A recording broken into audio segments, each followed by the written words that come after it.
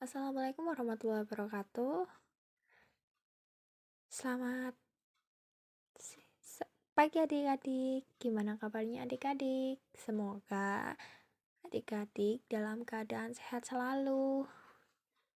Di sini kakak akan mengajarkan materi tentang kebudayaan. Sebelum memulai pembelajaran, alangkah lebih baiknya jika kita berdoa terlebih dahulu. Berdoa menurut keagama masing-masing. Berdoa dimulai.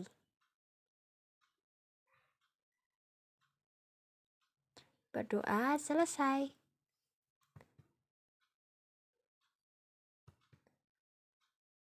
Nah, adik-adik,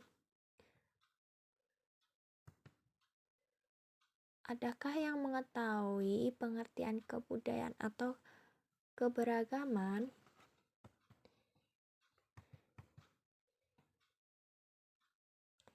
Di Indonesia merupakan negara yang memiliki beberapa banyak pulau. Di antaranya ada Pulau Sumatera, Pulau Jawa, Pulau Kalimantan, Pulau Papua, dan Pulau Sulawesi, dan pulau-pulau kecil yang lainnya. Nah, dari beberapa pulau yang sudah disebutkan, pasti juga terdapat masyarakat yang beragam. Nah, keberagaman ini bisa meliputi suku, bahasa, rumah adat, makanan khas daerah, pakaian adat, lagu daerah, dan upacara daerah pada masing-masing. Nah, sebelum kita membahas, apakah adik-adik ada yang tahu apa artinya keberagaman? Nah, di sini kita akan mengulas tentang pengertian keanekaragaman budaya. Apa itu kebudayaan? Dan apa itu kebudayaan dan apa aja sih keanekaragaman budaya? Nah, keragaman merupakan suatu kondisi yang terdapat perbedaan dalam masyarakat seperti perbedaan suku, bangsa, bahasa, agama, ideologi, dan ras.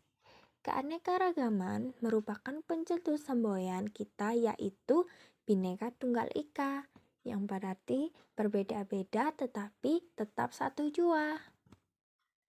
Nah, kakak akan mengupas rumah adat keberagaman budaya yang ada di daerah kakak, yaitu kakak asalnya dari Jawa Timur. Nah, bisa kita lihat nih, rumah adat Jawa Timur adalah rumah coklo. Salah satu keragaman budaya dan suku yang dimiliki di Indonesia adalah rumah adat nih. Setiap daerah di Indonesia memiliki rumah tradisional yang beragam, setiap wilayah dan sukunya. Nah, untuk rumah coklo sendiri digunakan untuk upacara adat dan bisa ditinggali. Bisa juga sebagai tempat berkumpulnya keluarga besar suku. Lalu, bahasa apa aja yang bisa digunakan? Yang sering digunakan di Jawa Timur. Nah, di Jawa Timur ada 3 bahasa, yaitu ada bahasa Jawa, yang kedua bahasa Madura, yang ketiga bahasa Osing. Nah, bahasa Osing ini berasal dari Banyuwangi, sedangkan bahasa Madura berasal dari Madura. Bahasa Jawa adalah bahasa yang berasal dari Pulau Jawa.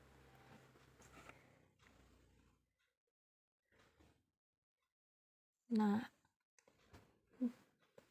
bahasa Jawa yang dituturkan di Provinsi Jawa Timur terdiri atas 4 dialek, yaitu yang pertama adalah dialek Jawa Timur, yang kedua dialek Osing, yang ketiga dialek Tengger, dan yang keempat dialek Solo Yogyakarta.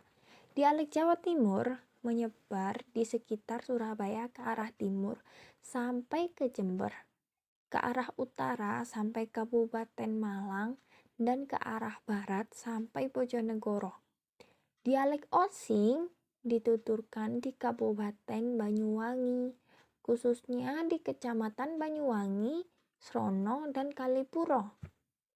Dialek Tengger dituturkan oleh masyarakat di Tengger, khususnya di Kecamatan Sukapura, Kabupaten Probolinggo. Dialek Solo Yogya dituturkan oleh masyarakat di Madiun dan sekitarnya sampai ke arah barat, yaitu ke arah Jawa Tengah. Nah, sekarang kita akan membahas pakaian adat. Pakaian adat juga merupakan keberagaman budaya ya adik-adik. Bisa kita lihat di sebelah kiri adik-adik terdapat dua orang yang memakai baju pakaian adat. Sesuai dengan namanya, pakaian adat Jawa Timur ini berasal dari Madura. Bajunya bernama pesaan Madura, yang merupakan pakaian khas yang digunakan untuk pria. Pakaian ini terdiri dari kaos yang bergaris merah putih, bisa adik-adik lihat ya, itu terdapat berwarna merah putih, baju luar berlengan panjang berwarna hitam, serta celana longgar hitam. Baju pesaan Madura biasanya dilengkapi dengan sabuk dan sarung yang dililitkan di pinggang.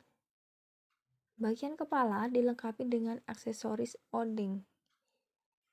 Nah, pakaian adat Jawa Timur ini diperuntukkan bagi para wanita di Jawa Timur sebagai pasangan dari baju pesaan. Kebaya rancongan memiliki panjang sepinggang dengan bagian bawah meruncing. Biasanya, kebaya rancongan dipadukan dengan sarung motif lasem atau batik Jawa Timur. Ditambah juga aksesoris seperti kalung, gelang, dan sisir cucuk.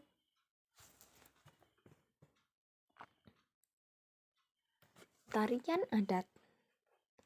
Nah, kalau di Jawa Timur terkenal akan tarian remo atau ngeremo. Adalah jenis tarian yang bisa dilakukan oleh laki-laki ataupun perempuan. Biasanya dipentaskan ketika acara penyambutan tamu agung dan pejabat. Gerakan penari remo diiringi oleh musik tradisional gamelan, sedangkan pakaian penari remo antar daerah dapat berbeda-beda menyesuaikan baju adat Surabaya, Lamongan, Jombang, Remo Putri, dan Sawung Galing.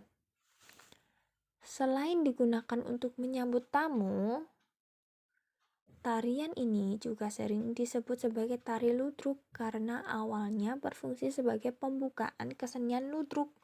Tari remo mempunyai nilai sejarah dengan filosofi pada setiap gerakannya.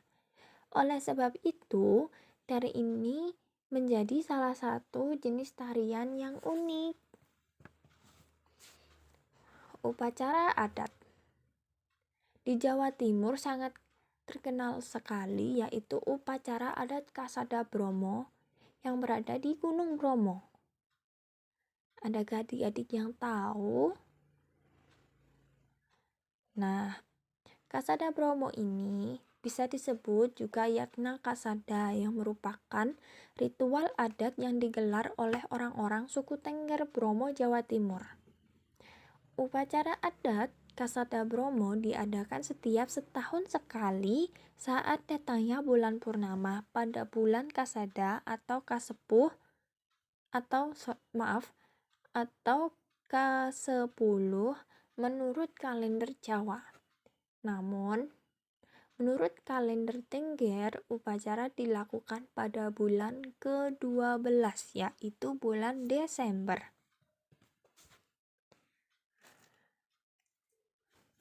Nah, lagu daerah Jawa Timur.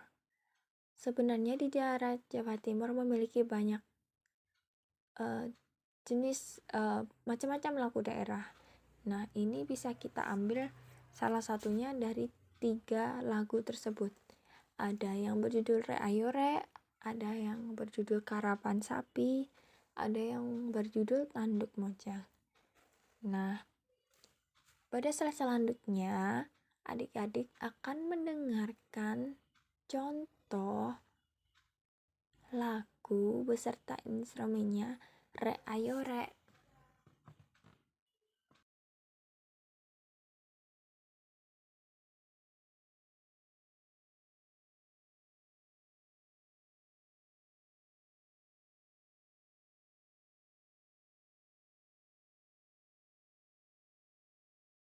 Tersebut. Pada umumnya, makanan khas Jawa Timur dikenal dengan kaya cita rasa karena umumnya menggunakan rempah-rempah yang berlimpah.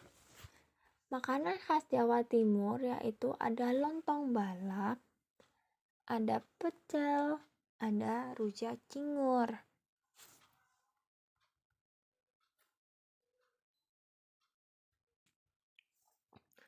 Lontong balap adalah makanan khas Indonesia yang merupakan ciri khas kota Surabaya di Jawa Timur.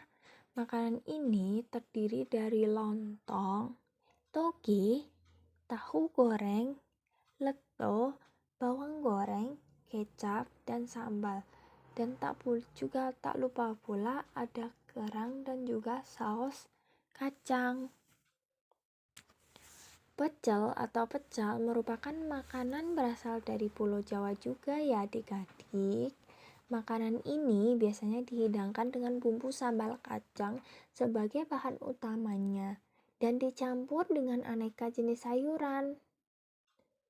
Nah, makanan ini populer terutama di wilayah daerah istimewa Yogyakarta, Jawa Tengah maupun di Jawa Timur. Sedangkan rujak cingur adalah salah satu makanan tradisional yang mudah ditemukan di daerah Jawa Timur, terutama di daerah asalnya Surabaya. Dalam bahasa Jawa, kata cingur berarti kan mulut. Hal ini merujuk pada bahan irisan mulut atau moncong sapi yang direbus dan dicampurkan ke dalam hidangan. Apa sih manfaat kita dalam mengetahui keragaman budaya ini? Yang pertama ialah sebagai pemersatu bangsa. Nah, dari berbeda-beda keragaman budaya tersebut di setiap masing-masing itu akan mempersatukan beberapa suku bangsa menjadi bangsa yang utuh. Yang kedua, membentuk masyarakat yang toleran.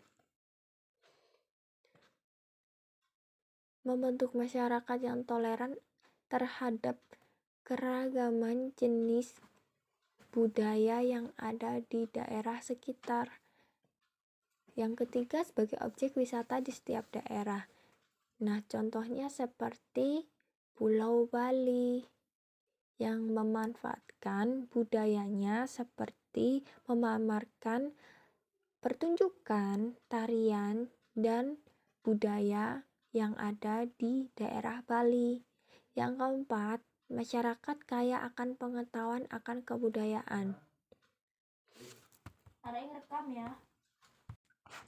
Dari kesimpulan yang bisa kita ambil yaitu budaya dapat diartikan sebagai segala daya dan kegiatan manusia untuk mengolah dan mengubah alam. Budaya adalah keseluruhan sikap dan pola perilaku serta pengetahuan yang merupakan suatu kebiasaan yang diwariskan dan dimiliki oleh suatu anggota masyarakat tertentu, sehingga budaya tersebut tidak akan mudah punah ataupun menghilang. Sekian dan terima kasih. Itu saja dari kakak. Semoga ilmu yang telah kita pelajari bersama dapat menambah pengetahuan untuk adik-adik semuanya. Dah, sampai jumpa lagi.